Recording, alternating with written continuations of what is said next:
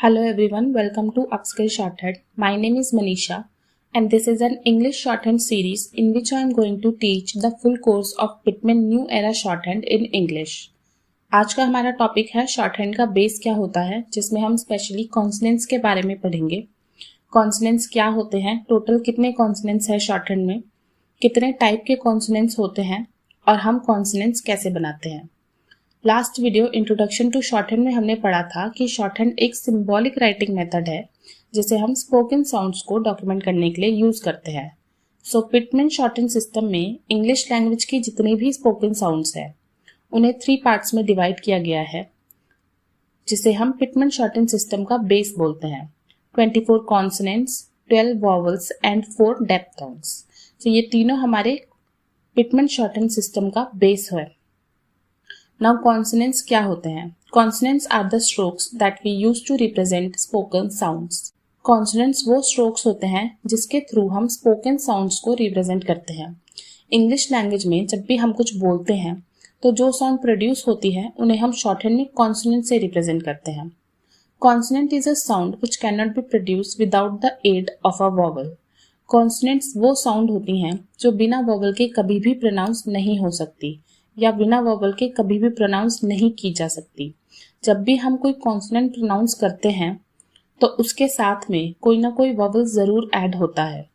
These consonants are represent by light and dark strokes और you can say by thin and thick strokes.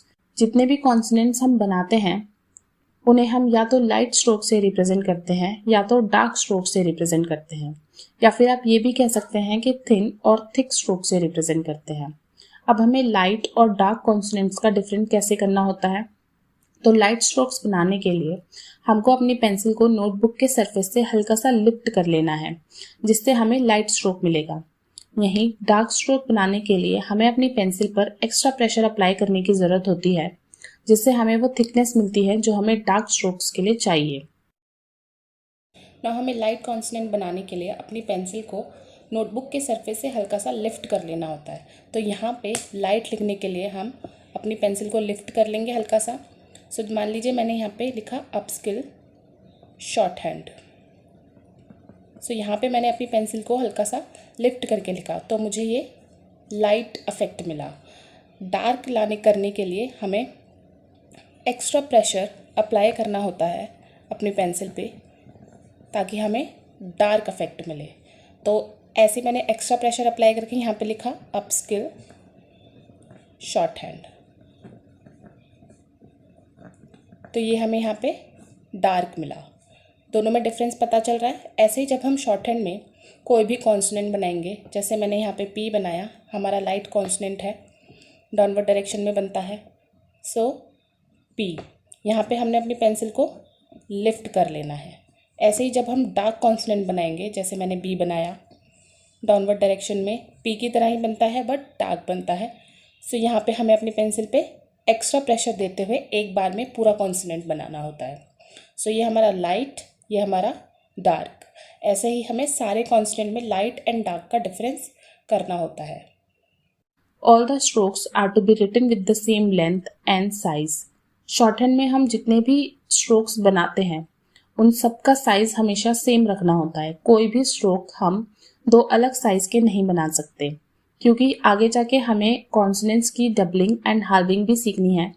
तो हमें शुरू से ही consonants की एक यूनिफॉर्म लेंथ रखनी होगी ताकि जब आगे जाके चैप्टर्स में हम हार्विंग एंड डबलिंग करें तो हमें पता हो कि हमने कौन सा कॉन्सोनेंट बनाया है। इसलिए हमेशा कॉन्सोनेंट का एक साइज बनाना चाहिए। अब जैसे हमने पढ़ा कि हमें सारे कॉन्सोनेंट्स का साइज़ हमेशा सेम रखना होता है, तो हमें कितना साइज़ रखना होता है वो हम देख लेते हैं। सबसे पहले तो ये हमारी लाइन है, इसका ये वाला स्पेस हमारा पूरा 100% स्पेस है। सो इस स्पेस में से हमें कितनी लाइन रखनी है या कितना हमें अपना कॉन्सोनेंट बनाना है। सो हमें इसमें से सिर्फ 70 to 80% कॉन्सोनेंट बनाना होता है। मान लीजिए मैंने टी बनाया, टी हमारा लाइट स्ट्रोक है, डाउनवर्ड डायरेक्शन में बनता है स्ट्रेट। तो टी बनाने के लिए मैंने, अगर मैं पूरा लाइन्स का स्पेस यूज़ करूँ तो ये कुछ इस तरह बनेगा, लेकिन अगर मैं 70 to 80% यूज़ करूँ तो ये कुछ इस तरह बनेगा। सो हमें ये वाला जो कॉन्सनेंट है, इस साइज़ के कॉन्सनेंट हमें हमेशा बनाने होते हैं। ऐसे ही P, B, T, D, ये सबका साइज़ हमें हमेशा सेम रखना है। ये साइज़ हमारा एकदम नॉर्मल साइज़ है किसी भी कॉन्सनेंट का। सो हमें सारे कॉन्सनेंट के साइज़ इसी से ऐसे ही बनाने हैं। कोई भी कॉन्सनेंट हम ऐसे ऐसे या ऐसे नहीं बनाएंगे। कभी भी हम कॉन्सनेंट को लाइन के पार नहीं लेके जाते, हमेशा कॉन्सनेंट ऑन द लाइन ही बनते हैं जब हम प्रैक्टिस कर रहे होते हैं। सो हमें जितने भी कॉन्सनेंट बनाने हैं वो हमेशा सिर्फ इन्हीं नॉर्मल साइज़ के बनाने हैं, कभी भी हम उल्टे पुल्टे नहीं बनाएंगे। Strokes are to be written with the single inflection of pencil.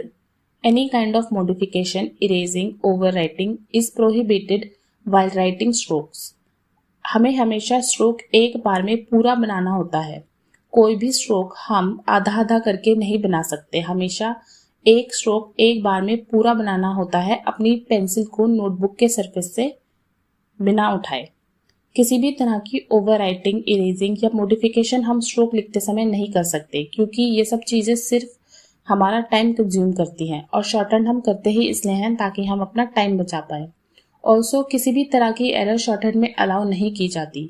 इसके लिए हमें अच्छी प्रैक्टिस की ज़रूरत है। तो जितनी अच्छी प्रैक्टिस होगी उतने अच्छे हमारी शॉर्टहैंड होगी और उतने कम चांसेस होंगे कि कोई मिस्टेक हो। स्टार्टिंग में जब हम नए नए कॉन्सोनेंट बनाना सीख रहे होते हैं तो मिस्टेक होने के चांसेस ज़्यादा होते हैं, लेकिन हम उसमें भी कोई ओवर राइटिंग या इरेजिंग का यूज़ नहीं करते।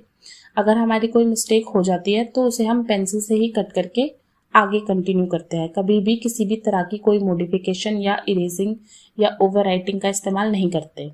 ऐसे ही जब हम डार्क स्ट्रोक बनाते हैं तो डार्क स्ट्रोक बनाने के लिए भी बार बार उस पर ओवर राइटिंग नहीं करते, एक बार में हमें पूरा डार्क स्ट्रोक बनाना होता है। अब इन टू सर्कल्स को देखिए। पिटमैन शॉर्टहैंड सिस्टम में जितने भी कॉन्सोनेंट हम बनाते हैं वो हम इन टू सर्कल्स की हेल्प से ड्रॉ कर सकते हैं।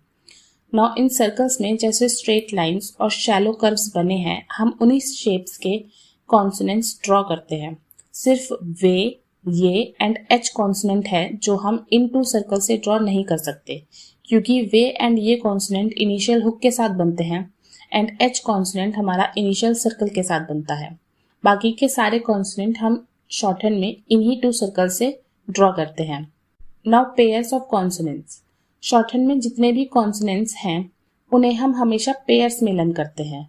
हर पेयर के कॉन्सोनेंट सेम सिंबल से रिप्रेजेंट किए जाते हैं, बस जो सेकंड कॉन्सोनेंट होता है पेयर का वो डार्क होता है। मतलब जो भी पेयर का सेकंड कॉन्सोनेंट है वो हमेशा डार्क कॉन्सोनेंट होता है। जैसे P एंड B ये दोनों सेम सिंबल से रिप्रेजेंट किए जाते हैं, लेकिन जो सेकंड कॉन्सोनेंट है B वो हमारा डार्क स्ट्रोक है। ऐसे ही जितने भी कॉन्सोनेंट के पेयर हैं इन सभी में सेकंड कॉन्सोनेंट हमेशा डार्क होता है, तो वो एक न्यू सिंबल बन जाता है। Now types of consonants. हमारे कितने टाइप के कॉन्सोनेंट्स हैं? There are 4 types of consonants in shorthand. First है हमारा स्ट्रेट डाउनवर्ड स्ट्रोक्स। ये हमारे 6 होते हैं, हमेशा स्ट्रेट बनते हैं डाउनवर्ड डायरेक्शन में। इन स्ट्रोक्स के लिए हम सर्कल्स में जो स्ट्रेट लाइंस ड्रॉ हो रखी हैं उनका यूज करते हैं। ये स्ट्रोक्स हमेशा पेयर में बनते हैं, सो P, B, T, D, J and J। Now जैसा कि हमने पहले पढ़ा कि पेयर का सेकंड कॉन्सोनेंट हमेशा डार्क होता है, तो P, B में B कॉन्सोनेंट डार्क है, T, D में D कॉन्सोनेंट डार्क है, J, J में J कॉन्सोनेंट डार्क है। सेकंड है हॉरिजॉन्टल स्ट्रोक। हॉरिजॉन्टल स्ट्रोक हमारे हॉरिजॉन्टल डायरेक्शन में बनते हैं, हमेशा लेफ्ट टू राइट डायरेक्शन में। कभी भी कोई भी हॉरिजॉन्टल स्ट्रोक राइट से लेफ्ट डायरेक्शन में नहीं बनेगा। नाउ हॉरिजॉन्टल स्ट्रोक भी हमारे 2 टाइप्स के होते हैं। फर्स्ट है स्ट्रेट हॉरिजॉन्टल स्ट्रोक, सेकंड है curve horizontal stroke. Straight horizontal strokes 2 होते हैं, K एंड G। ये हमेशा हॉरिजॉन्टल होने के साथ साथ स्ट्रेट बनते हैं। इनको बनाने के लिए सर्कल में जो हॉरिजॉन्टल लाइंस हैं हम उनका यूज करते हैं। ये भी पेयर में बनते हैं, तो K एंड G में G कॉन्सोनेंट हमेशा डार्क बनेगा। Now curved horizontal strokes. ये 3 होते हैं, M, N and Eng। Horizontal बनने के साथ साथ हमेशा कर्व्ड भी बनते हैं। इनको बनाने के लिए हम सर्कल का कर्व पार्ट यूज करते हैं। सो टोटल हमारे पास 5 हॉरिजॉन्टल स्ट्रोक्स होते हैं शॉर्टहैंड में। थर्ड है हमारा अपवर्ड स्ट्रोक। ये स्ट्रोक्स हमेशा अपवर्ड डायरेक्शन में बनते हैं। शॉर्टहैंड में टोटल 5 अपवर्ड स्ट्रोक्स हैं, way, yay, L, upward R and upward H. L and upward R हम इन 2 सर्कल से ड्रॉ कर सकते हैं, लेकिन जैसे मैंने पहले बताया वे, ये कॉन्सोनेंट इनिशियल हुक के साथ बनता है एंड एच कॉन्सोनेंट हमारा इनिशियल सर्कल के साथ बनता है। तो इन तीनों कॉन्सोनेंट को हम इन 2 सर्कल से ड्रॉ नहीं कर सकते, इनके लिए हमें अलग सिंबल्स बनाने होते हैं। नाउ फोर्थ हमारा है कर्व स्ट्रोक। कर्व स्ट्रोक्स हमारे 8 होते हैं, एफ, वी, श, ज, एस, जी, थ एंड द। ये स्ट्रोक्स कर्व्ड बनते हैं और हमेशा डाउनवर्ड डायरेक्शन में बनते हैं। इन कॉन्सोनेंट को बनाने के लिए हम सर्कल का कर्व पार्ट यूज करते हैं। नौ जितने भी डार्क कॉन्सोनेंट है शॉर्टहैंड में वो कभी भी अपर डायरेक्शन में नहीं बनेंगे। सिर्फ एक एन कॉन्सोनेंट है जो डार्क बनता है और हॉरिजॉन्टल डायरेक्शन में बनता है। बाकी के जितने भी कॉन्सोनेंट हैं हमारे शॉर्टहैंड में वो हमेशा सिर्फ डाउनवर्ड डायरेक्शन में ही बनेंगे अगर वो डार्क हैं तो। सिर्फ लाइट कॉन्सोनेंट है जो डाउनवर्ड भी बनते हैं और अपवर्ड भी बनते हैं, लेकिन डार्क कॉन्सोनेंट जितने भी हैं वो सारे हमेशा डाउनवर्ड डायरेक्शन में बनते हैं। नाउ पिटमैन शॉर्टहैंड सिस्टम में 24 कॉन्सोनेंट्स होते हैं, जिनमें से एच एंड आर 2 टाइप से बनते हैं। दोनों ही कॉन्सोनेंट डाउनवर्ड डायरेक्शन में भी बनते हैं और अपवर्ड डायरेक्शन में भी बनते हैं। सो टोटल हमारे 26 स्ट्रोक्स हैं जो हमें लर्न करने हैं। सो आज के लिए बस इतना ही। मिलते हैं नेक्स्ट वीडियो में। मेरे चैनल को लाइक और सब्सक्राइब करें और बेल आइकन को जरूर प्रेस करें ताकि आने वाले सारे वीडियोस के नोटिफिकेशन आपको मिलते रहें। Bye everyone, take care.